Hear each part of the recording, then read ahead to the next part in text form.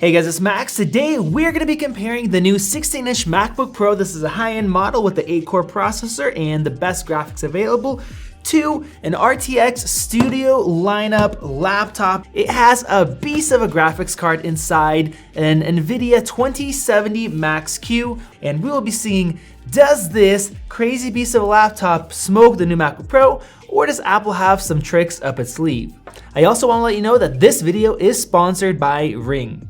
In this video, I'm going to look at Premiere Pro and DaVinci Resolve with a wide variety of codecs and some different settings with some really interesting results. And I'll also throw in Final Cut Pro just in case you're willing to go that route with the MacBook Pro. Now, just about a week ago, before Apple updated the MacBook Pro to the new 16-inch, the price difference would be more like maybe $700 to $800 compared to about $250. That's because the graphics cards are not only faster, they are also cheaper, and you get more storage from the base model. Now you can get 64 gigabytes of memory on both of these. The MacBook Pro costs $400, and with the MSI you can swap it yourself for just about under $300. Now one benefit for the MSI is you have a lot more ports on both sides, so that gives you more flexibility. You don't have any other ports other than 4 Thunderbolt 3s with the MacBook Pro. Now a lot of people hate on the dongles. I personally rarely use dongles. I bought new cables for most of my accessories, so I have on one end a USB Type-C port, on the other end HDMI, DisplayPort, USB, pretty much whatever else I need. So for me, that hasn't really been an issue. Now another major difference between these two laptops is the battery life. The MSI has an 82 watt-hour battery, which is similar to what the MacBook Pro used to have, but when Apple updated to the new 16-inch, it now has a 100 watt-hour battery, which is the maximum that you can legally fly with. And to charge up these batteries, the MSI has this crazy brick, 250 watts. It's a barrel plug, whereas the MacBook Pro has their small little power adapter. This new one has been made into a 96 watt battery adapter, slightly larger, but it still is USB Type-C. And to me, that is a huge benefit because I can use one of these inexpensive power banks to take my editing time from about 3 hours with this MacBook Pro to about 6 hours on the go, which is great for flights or driving somewhere or just being portable when you can't get plugged in. The MSI, in the testing that I did, I got about an hour and a half, maybe an hour 45 minutes of editing. It takes more power, has a smaller battery, it's less efficient, and you cannot run it off a battery pack like this. And you can also buy a more expensive one than I have, and then literally not drain your internal battery at all and just run off of the external when you're editing. And to me, that is a huge plus. Getting into performance, running Geekbench 5's multi-core test, the performance numbers are very close. Now, technically, the processor in this MacBook Pro is ever so slightly faster. It's a $200 add-on, but I would not recommend it to anybody because of thermal limitations on both of these systems. Even the MSI, which has 3 fans, you don't really gain anything from going for the 2.4 gigahertz over the 2.3, which is why MSI probably just uses the 2.3. I wish Apple didn't even give us this option because they're kind of ripping people off. But the real world performance is basically the same. Now, where the performance starts to differ greatly is with the graphics. Between these two, you guys can see we have 28,000 for the Metal score, Geekbench 5's graphics test, and 89,000. This means that the graphics card inside the MSI laptop is about 3 times faster than the best, latest graphics card that was just released in the MacBook Pro, which is absolutely crazy. That thing is a beast, but it's not all rainbows and butterflies, if I got that saying correct. It's gonna get a little bit interesting here, but before I show you what the results I found and what you really need to look out for, let me give a shout out to another very interesting, great product, and that is Ring. I think Ring is the best holiday gift for yourself or anybody who lives anywhere that needs a doorbell. I've been using it for a bit now and it's been amazing. I get a lot of packages and it's so nice getting a live notification on my phone and being able to tell them where to leave my package for safekeeping, especially now for the holidays. The motion sensing HD night vision camera, the lights, and the two-way talk help deter package thieves and anybody who may be up to no good. I was just out of town for a few days, and being able to check in anytime gives great peace of mind when you're traveling. It's like you're always home from anywhere in the world. Even though my wife stays home, I love the fact that she could see who's at the door, which helps both with safety and to be able to nicely tell salespeople that you're not interested. The Ring Video Doorbell 2 is super easy to install. It took me less than 10 minutes and everything you need is included. It works on any home since wiring is optional, and if you use their chime, you can mute it when you want to, which is so nice when our baby is sleeping. Give the gift of safety and convenience this holiday season with Ring by using the link down in the video description.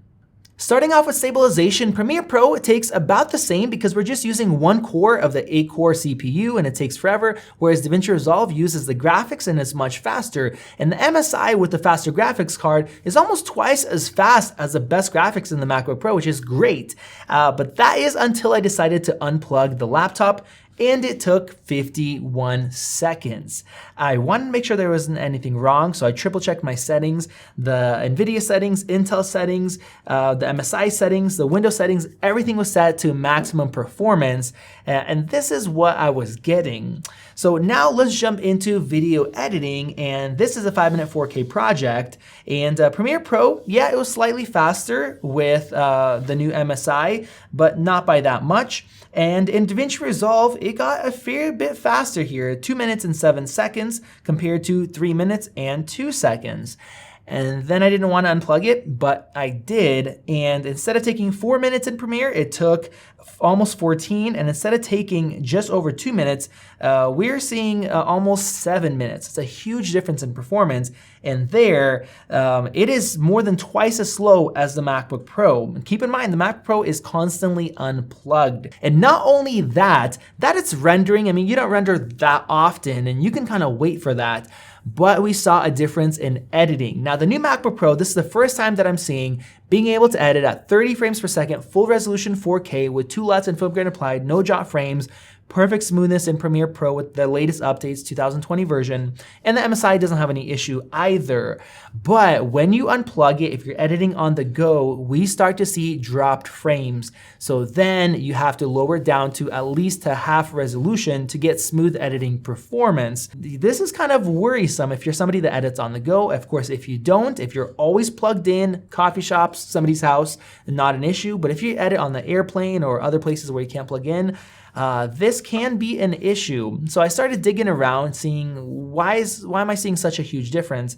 And the graphics card, the 2070 in here, and the same graphics card in other laptops will perform similar. It's an 115 watt rated graphics card. It needs a ton of juice to give you all that beastly power. Whereas the MacBook Pro, the whole laptop, if you turn on the screen brightness to full, max out the speakers, the fans, the CPU, the GPU, it will not use more than 96 watts. I think kind of 94 is what it goes for, compared to just 115 for that graphics card. So when you unplug it, the battery cannot give enough power to power the graphics card. So they have to cut that down significantly. Some of it might be, an extra cut down as far as battery life, because if you gave it that full power, if the battery could even give it to you, you might get 20 minutes of editing, maybe 30, and your battery be completely dead from 100%. Now they at least give you an hour and a half.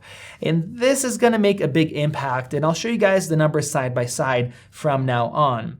Now let's move on to H.265 video editing. Both laptops have no issue with this codec, and surprisingly, in Premiere Pro, even though I don't think we're making use of the T2 chip, the MacBook Pro does a quite a bit faster job, maybe 30 to 40% faster with the MSI plugged in the wall. And when you unplug it, of course, editing smoothness goes down, and it takes almost 3 times longer than the MacBook Pro to render. Now in DaVinci Resolve, we have similar results if we're using the Intel chip to render, but DaVinci Resolve can actually make use of the NVIDIA graphics card to render the video. And then we see a massive speed difference from 5 minutes and 10 seconds down to 1 minute and 50 seconds to render, beating out the T2 chip that Apple custom made for these MacBook Pros. So what I figured out is that if you are plugged in using the NVIDIA NVENC renderer, it's actually quite a bit faster than QuickSync, with a CPU. But if you unplug, because you don't have all that juice that the graphics card needs, you're better off using QuickSync. So I tested everything both ways, and then I gave the fastest numbers for each. So all the unplugged numbers are faster using QuickSync, that's what I show. And when you're plugged in, I show NVENC, which is faster than QuickSync. Some cases, like in this one, massively faster. Now, Premiere Pro will not allow you to use this, at least without a third-party plugin. So there it is all QuickSync. Same thing with the MacBook Pro. Obviously, this is AMD graphics. You do not have that option. But with that said, this new graphics card, the new 7nm Navi graphics, does have a similar high-end, really fast rendering engine built in, but none of the programs are yet using this. Now let's move on to 10-bit H.265 HDR footage. This is a really huge struggle for Final Cut when exporting. In DaVinci Resolve, instead of taking about an hour with the MacBook Pro, and it's mainly using the CPU there, it literally took 1 minute and 25 seconds using the NVIDIA NVENC. My mind is blown. Now, I'm sure everything I set properly for HDR. If I'm doing something wrong and this seems way too crazy, let me know. Because the difference is between an hour to a minute and a half. Insane. Now, if we unplug the MSI, it gets closer to 5 to 6 minutes, but that still is so much better than 1 hour with the MacBook Pro. Now, with that said, like I mentioned, the new graphics in these MacBook Pros does have much better AMD encoding hardware, up to 4K, 90 frames per second, 10-bit, which will mean that we pretty much will get about a minute and a half once these programs start to utilize that hardware encoder. Maybe about 2 minutes, maybe not as fast, but the graphics card will actually be able to do it even if you're plugged out of the wall. So I cannot wait for the programs to be updated. And I think that's when I'm gonna start mastering my video files in HDR instead, because at this point it just takes way too long and I'm not willing to put up with that. Now let's get into the tougher codecs, starting with C200 RAW. And in Premiere Pro, we get a noticeable little boost here. That is nice, but nothing like we get in DaVinci Resolve. We go from over 14 minutes down to under 6 minutes. That is more than double the performance, twice as fast. That is incredible, even faster than in Final Cut, almost twice as fast as Final Cut actually. I've never seen performance as good, not even with the iMac Pro. But when we unplug, we go from 5 minutes to 30 minutes, 6 times slower pretty much here, and in Premiere Pro to 44 minutes. I mean, that is a big hit in performance. So not only does the battery life last way shorter, an hour and a half, but your rendering is gonna take much longer. And this is for a 5-minute project. Now, as far as timeline smoothness, the MacBook Pro with Final Cut, if you're willing to use it, edits at almost 60 frames per second, about 54 or so, which is awesome. In DaVinci Resolve, it was stuck to about 30, but with the MSI, we edit at about 50. Much smoother, definitely a better experience. Means you can either stack more effects, do some multicam, or work with 4K 60 footage like I have here. And in Premiere Pro, it is better than the MacBook, but still much slower. You have to knock it down to half resolution. Now, when we unplug, we go from 50 down to 20. That means that you can't even edit 24 frames per second footage because the performance is that poor compared to getting 30 with the MacBook Pro. Now with 4.5K Red RAW, we do see a noticeable speed improvement, about 30 to 40% overall, which is nice. And then if we unplug, now in Resolve, the MSI laptop takes twice as long as the MacBook Pro. So it's about 30% of the performance as it was before. And then about twice as slow, a little bit more than twice as slow in Premiere Pro, which I guess it kind of makes sense if the graphics card is only about a third as powerful when you are unplugged. So there you guys have it. As far as the timeline performance, it is very similar between the two laptops if they are plugged in, and when you unplug, you take a noticeable hit. So there we have it, guys. What is my main takeaway from this? Yes, this MSI laptop is an absolute beast. The graphics card is a beast, but you need to feed the beast for the beast to be happy. And the render speeds don't really matter that much. Yes, you can wait, you don't have to render that often, but what really matters is when you're editing and you go from smooth experience to experience that is much worse than the MacBook Pro that is, weaker overall. And in that case, you might as well just buy a MacBook Pro, even if you don't use Final Cut, if you're using Premiere Pro or DaVinci Resolve, and you'll get better editing battery life, about double, and you'll actually have a nice smoother experience. When you're plugged in, yes, your rendering is gonna be slower, but it's still fairly fast with the latest updates, about 3 times faster than just a year ago. But now it is gonna be great no matter where you're at or what you're doing. So I was not expecting the difference to be that big. So that is kind of what I learned. Let me know your guys' thoughts down in the video comment section. I'll have some links in the video description. Once again, thanks to Ring for sponsoring this video, guys. If you made it this far in the video, I'll just say I am seriously loving my Ring. I wish I got one, I don't know, as early as I heard about it. I didn't think I needed one, but once you get it, the conveniences are just huge and you'll be grateful to have one. So thank you guys for watching. I will see you in the next video.